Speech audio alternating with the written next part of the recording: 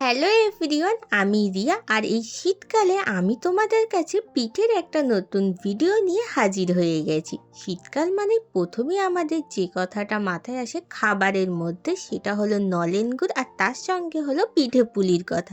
তো আজকে আমি তোমাদের কাছে এই পিঠের নতুন একটা রেসিপি ভিডিও শেয়ার করব।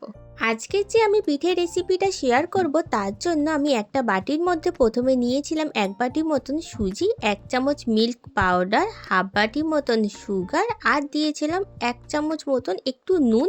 তো সেটাকে ভালো করে জল দিয়ে মিক্স করে কিছুক্ষণ ব্যাটারটাকে ওই 15 থেকে 20 মিনিট আমি চাপা দিয়ে রেখে দিয়েছিলাম। যতক্ষণ আমি সুজির ব্যাটারটাকে রেস্টে রেখে দিয়েছিলাম, ততক্ষণের মধ্যে নারকেলের ছাইটাকে রেডি করে নেবো। এর জন্য একটা কড়ার মধ্যে অল্প একটু দিয়েছিলাম গুড়ের জল, আর তার মধ্যে যে নারকেলটা কুড়ে রেখে দিয়েছিলাম সেটাকে দিয়ে দিলাম, আর দিয়েছিলাম হাফ বাটি মতন গুড়। দিয়ে ভালো করে নারকেলের ছাইটাকে রেডি করে নিলাম।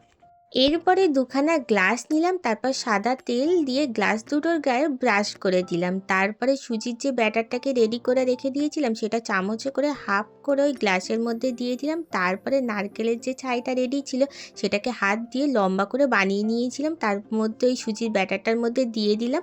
এরপরে পুরোটাকে সুজির ব্যাটারটা দিয়ে ভর্তি করে দিলাম, তারপরে ভাপাতে দিয়ে দিলাম। পিঠেটা ভাপাতে মোটামুটি ওই 20 মিনিট মতন টাইম লেগেছিল। তারপরে একটুখানি রেস্টে রেখে দিয়েছিলাম। ঠান্ডা হয়ে যাওয়ার পরে ছুরি দিয়ে গোল গোল পিস করে কেটে নিলাম। তাহলে রেডি হয়ে গেল সুজির ভাপা পিঠে। তাহলে আর দেরি কেন, কালকে পৌষ সংক্রান্তি, তাহলে ছটপট বানিয়ে ফেলো সুজির ভাপা পিঠে। টাটা।